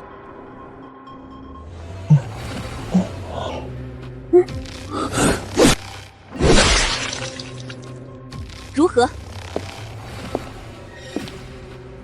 该死，他好像发现了。雅拉，你的职业不是弓箭手，而是盗贼。不错的把戏，可惜用错了地方。看你一副骑士的打扮，你就那么心甘情愿的在一只骷髅手下做亡灵、做人类的敌人？狗屁骑士！想讨好你的新主人，就对同族赶尽杀绝！我诅咒你！你们会懂的。人类，和亡灵只有一个共同的敌人。主人解决了。至于那些不听话的，主人，做得好，牧哥有奖励。主人，奖励是什么？赛伦，我从没有问过你，你为何对我这么忠诚？是您唤起了我的记忆，找回了我的真名。除此之外，在您操作我的灵魂的时候，我也看到了您过往的一角。灵魂存取还会有这样的作用？我只看到了一个片段，就是您带着一批亡灵，一次又一次冲向看不清的敌人，然后被敌人打飞，却又再一次冲上去的画面。虽然不知道前因后果，但在那一刻，我感觉您和我践行的骑士道路是一致的，都是想要守护他人。我虽然变成了亡灵，记忆也残缺大半，但我下意识地把将您当做了守护的对象。安达曼努斯和埃尔利斯都觉得您的过往并不单纯，但我不会问，因为我知道到了时机成熟的时候，您一定会告诉我们的。在那之前，我只需要跟上您的脚步就好。我会让你相信我的。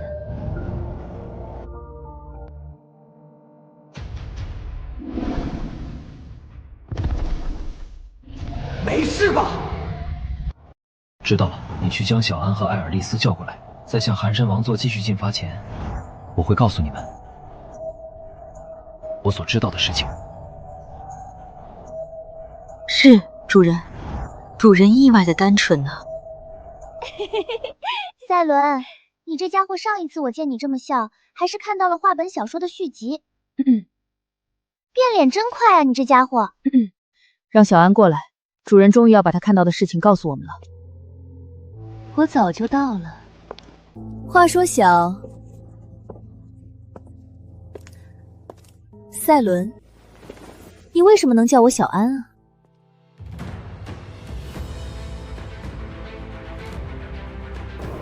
不到半日就拿下了城墙，这个速度已经有些超出预料了。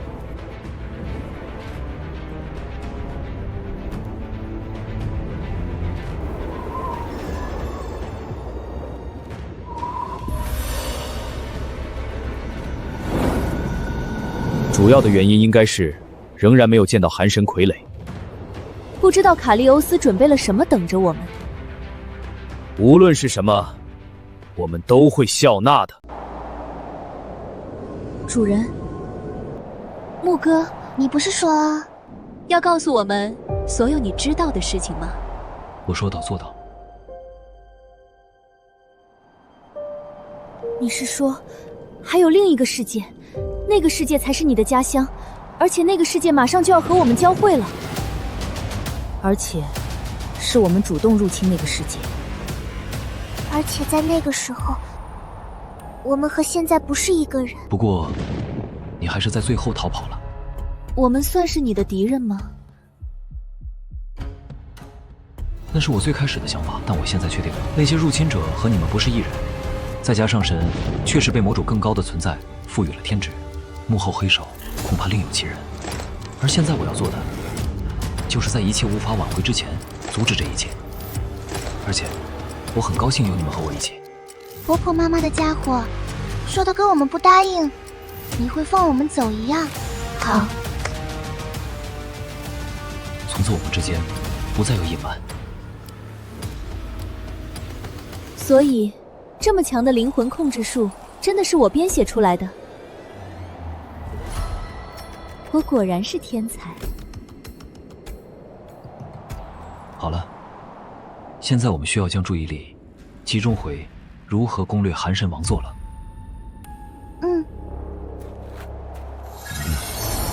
寒神建立的这座堡垒本身就具有通道的作用，从王座到城墙只有一条直线道路。因此，我们只需要让那些无魂僵尸顶在前面，正常推进即可。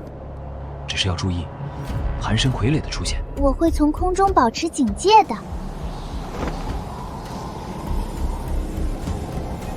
你们有没有注意到，好像越来越冷了？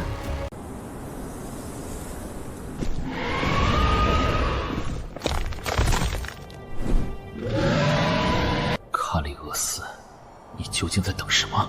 你为什么一定要杀死我？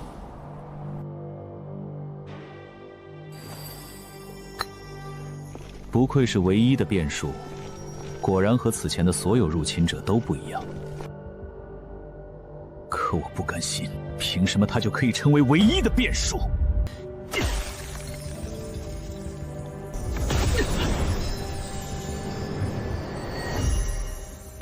我不相信，我不相信！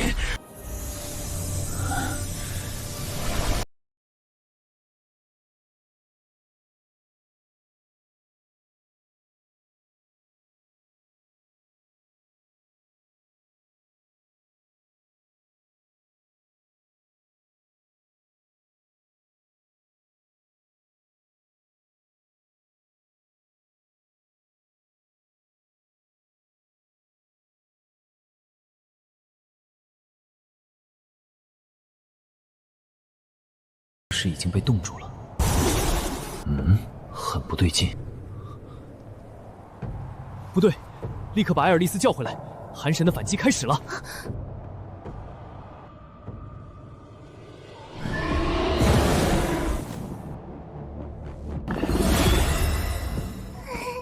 冻死我了！连冰龙都无法抵抗的低温吗？秦牧，我发现那些寒神傀儡了。他们不会都在城外吧？你怎么知道？看来这里已经被卡利俄斯诅咒，我们马上就会被全部冻成冰雕。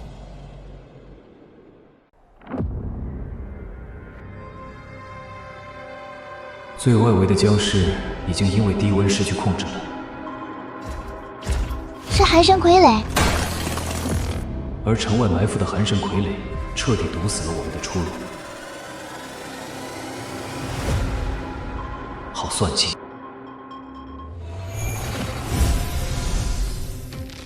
这个结界还能撑2分钟，但亡灵魔法本来就没有太多适合应对低温的法术。2分钟够了。我们必须在2分钟内攻进去，逼他解除寒冬，否则我们就只能被冻硬打碎了。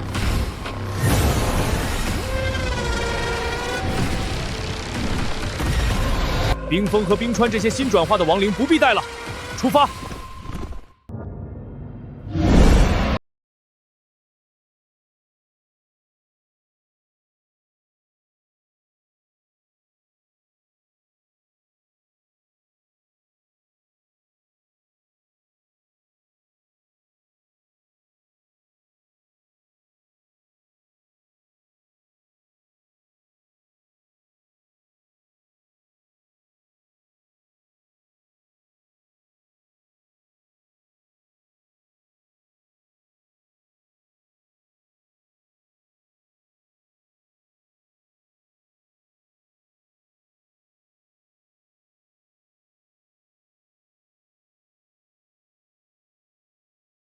一直在消灭我们被冻住的部队。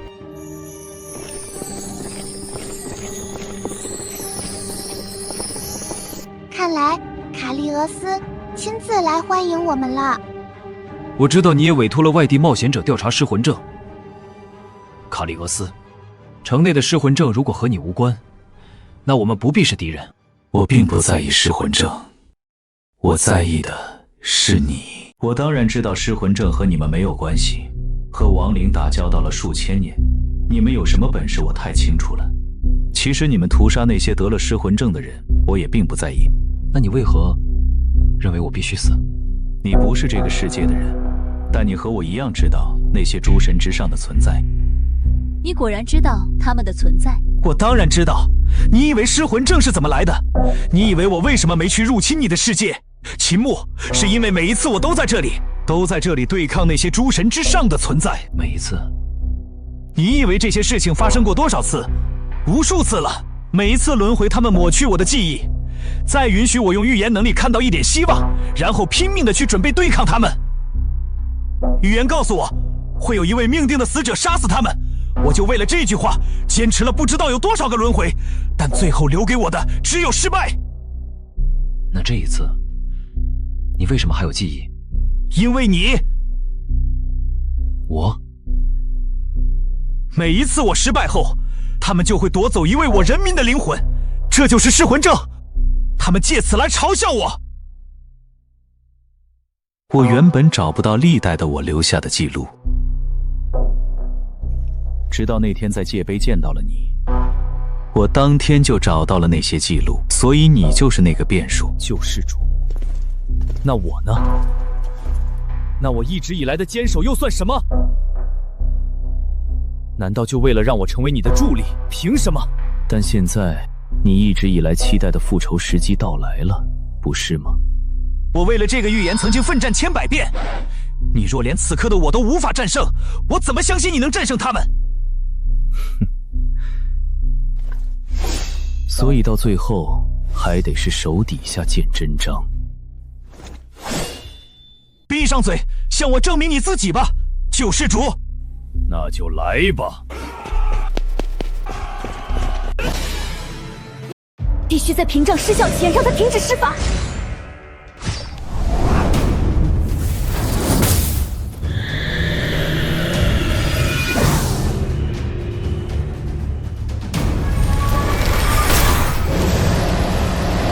结界还能持续1分钟，而王级剑是魔法技能，而真剑决斗开启的时候可以强制中断他的施法。换言之，晋升卡利奥斯就是夺取胜利的第一步。拦住他！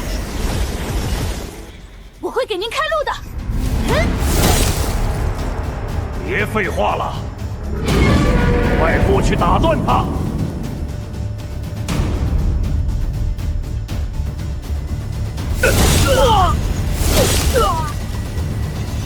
不好！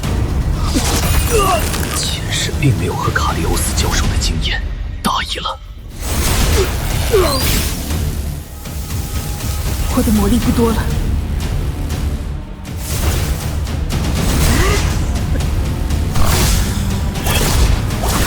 不够了！你不会是个只依靠别人的懦夫吧？救世主！果然，连准暗金的装备都能轻易损坏。如果我没有停住，恐怕已经被秒杀了。能躲开这一击，还算不错。装模作样，能够多次激发的法阵，算是个不错的陷阱。虽然识破了陷阱，可怎么靠近是个问题。放心吧，救世主，这一战本就只是想试试你的成色。既然已经到这一步，我不会龟缩在结界里面的。来吧！赶上了，但在真剑决斗期间，旁人的攻击是无法干预决斗者的，我们帮不上什么忙了。散兵分身的魔力正在被收回，主人本就和卡利奥斯有等级差距，一旦让他恢复魔力，他的魔力回不去了。我伪造了他的魔力信号。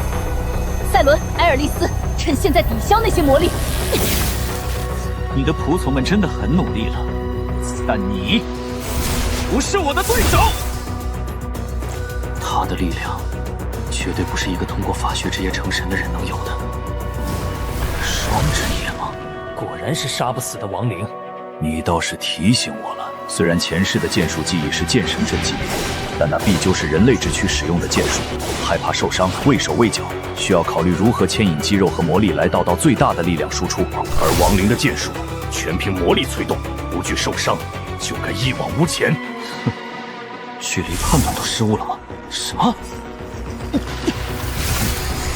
玄，终于，你不再假扮自己是个人了吧？该死！接好了！真没想到你能做到这一步，希望你能扛得住，寒神。丢了什么东西吗，卡利欧斯？真剑决斗的时间就要结束了，卡利欧斯。如果你只是想试试我的成色，我们没有厮杀到底的必要，不是吗？你很强，但还不足以我将一切都交给你。什么意思？我可以告诉你我所知道的一切，但我不会这么快成为你的仆从。好。暗示什么呢你？我们两个世界将会在未来交汇，这你已经知道了。但那并非我们这些神明的想法，而是更加恐怖的存在。我也不知道该如何称呼它。我试过反抗，但即便我们这个世界吞噬了你们，同样无法打败它。那种差距，就像我们只是它的消遣，即便反抗也不过是可爱，但你没有放弃，不是吗？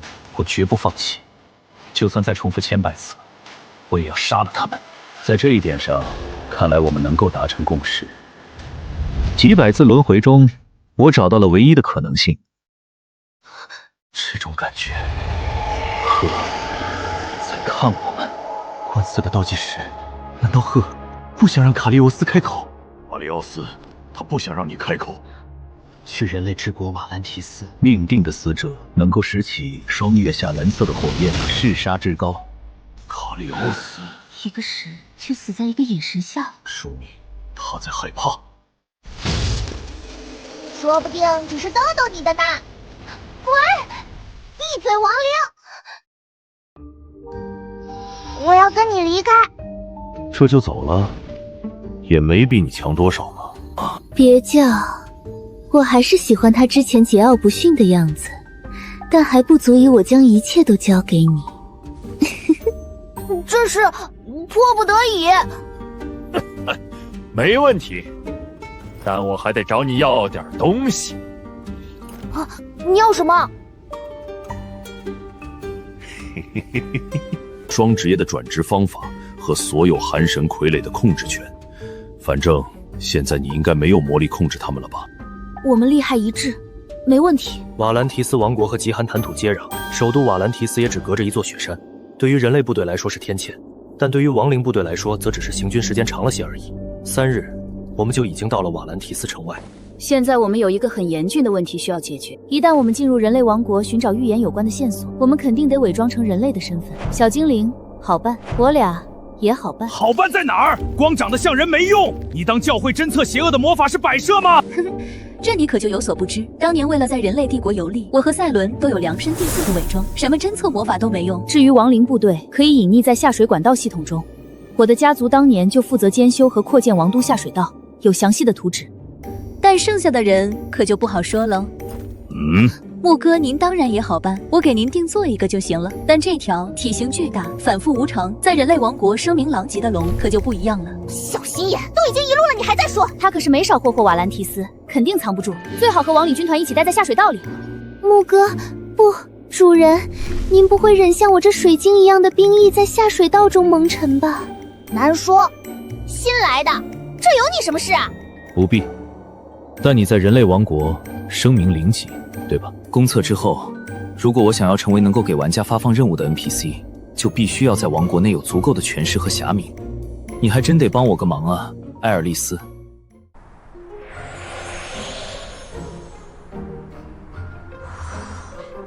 现在没有任何人能够看出您是个亡灵了。可我刚刚才习惯了亡灵的作战方式。你已经解锁了技能。难道说？没错，您可以随时切换形态，而且无论任何形态都不会暴露您的亡灵气息。这可是2位神明的合作，感激涕零吧，伐木哥。既然如此，就只差你了，艾尔丽丝。给我变！变？可我已经是人形了。难不成你是嫌之前的形象太小了吗？我是让你变回龙形啊！早说啊，老大！小安，我们还得弄出来一架足够大的马车。这就是第2世界哇，总算公测了，真的和第2个世界一样。本来上线就晚了，得赶紧看看攻略。这可是观测前才出现的神秘 NPC 屠龙者达斯丁木，他用屠龙的响金在首都瓦兰提斯购置宅邸，现在正有很多出手阔绰但难度很低的任务发布。到了，果然离出生点很近，这就是他杀死的龙，传说中的寒冰魔龙艾尔丽丝，真是栩栩如生。你是来应聘的冒险者吗？没错，你很幸运，主人想要见你。攻略上没写这段啊？难道是隐藏事件？赚大了，居然触发了隐藏剧情，不会有什么隐藏的考验吧？这个人就是屠龙者，明明只是个游戏，却有这么强的压迫感。你有什么吩咐？请你向我献上